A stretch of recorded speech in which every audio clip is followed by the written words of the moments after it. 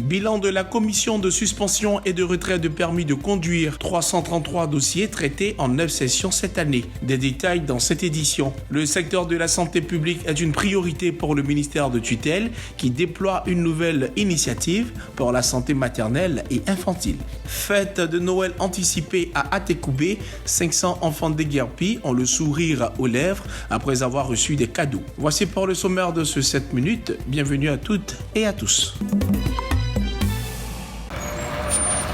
333 dossiers en 9 sessions tenues en 2024. 288 conducteurs sanctionnés par le retrait de leur permis de conduire pour des périodes variant de 3 mois à 15 ans. 37 permis ont été restitués, faute de preuves suffisantes dans les accidents impliqués. Voici le tableau peint par la commission de suspension et de retrait du permis de conduire de Côte d'Ivoire. Nous allons continuer à redoubler d'efforts pour sensibiliser et responsabiliser davantage les conducteurs de sorte à ce que nous puissions avoir des routes plus sûres. Lors de la dernière session de l'année, Amadou Koné a rappelé l'importance de maintenir une sévérité exemplaire envers les entreprises qui embauchent des conducteurs indélicats, appelant la commission à renforcer son action. En ce qui concerne les entreprises qui utilisent ces jeunes, ces frères, qui pour la plupart, comme je l'ai dit tantôt, cherchent à gagner leur vie et à s'occuper de leur famille.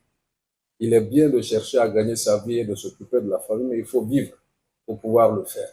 Et je trouve que c'est totalement irresponsable de la part de ces entreprises de se comporter ainsi. Depuis sa réactivation en décembre 2018, la commission a passé en revue 2169 dossiers en 67 sessions et a pris des décisions fermes. Parmi les principales infractions sanctionnées, la conduite en état d'ivresse, les excès de vitesse et les comportements dangereux sur la route.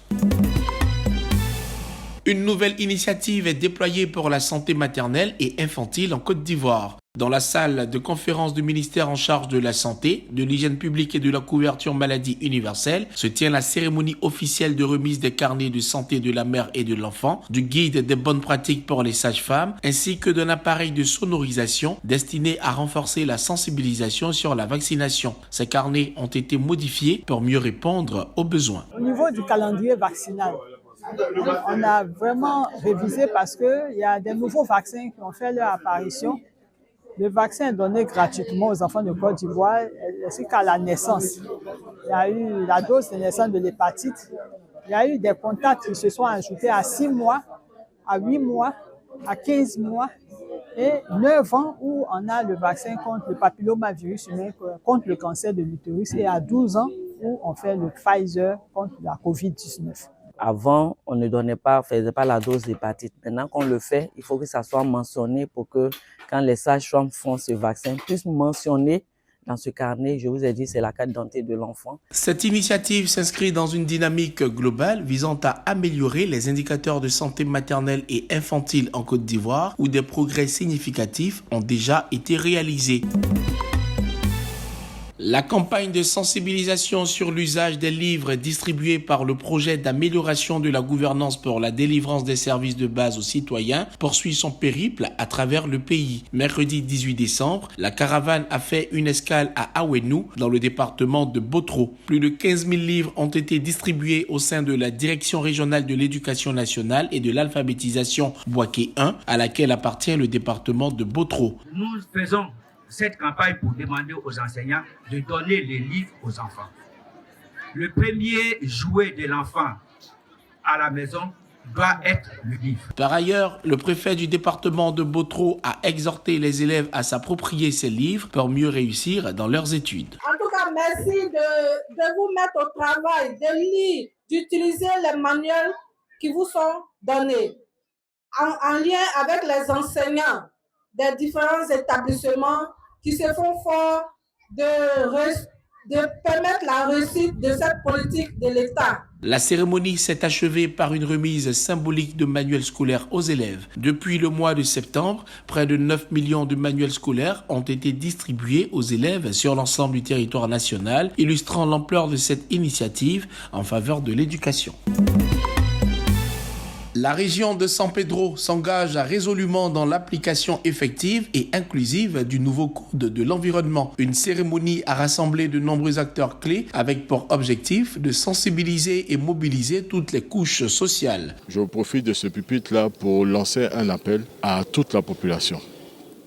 L'État a fait sa part. L'État a amélioré ce code de l'environnement en prenant tous les aspects en matière d'environnement.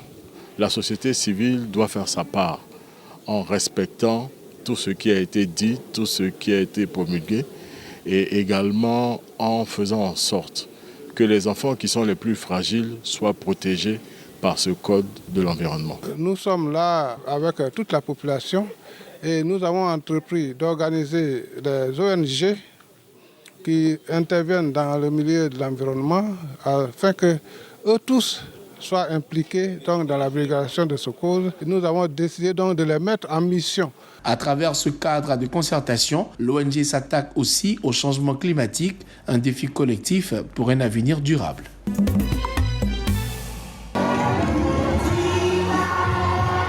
Un arbre de Noël a été organisé au profit des enfants déplacés des quartiers de Jesco, Banco, Boribana et Adjamé. Objectif, offrir à ces enfants un moment de joie et de fête leur permettant de célébrer Noël malgré les épreuves liées au déguerpissement. Une initiative à laquelle a également pris part Tidjane Thiam, président du PDCI RDA. Je suis venu dire Yako à vos parents, à vos familles, à vous-même et vous apporter une petite consolation, des petits cadeaux qu'on peut vous donner pour que vous ayez un Noël normal, comme tous les enfants de Côte d'Ivoire. Au cours de cette cérémonie, parents et enfants ont exprimé avec enthousiasme leur gratitude et leur bonheur pour ce moment offert. À travers les plus petits, vraiment nous tenons à leur dire merci. Merci aussi au Père Noël. Et vraiment, joyeux Noël à tous les enfants. Petit merci à Papa Noël pour avoir reparti tout content. Pour les organisateurs, cette fête de Noël est l'occasion de rappeler l'importance de la solidarité et du partage. C'est la fin de cette édition. Merci de l'avoir suivi. Restez sur cette info. Les programmes se poursuivent.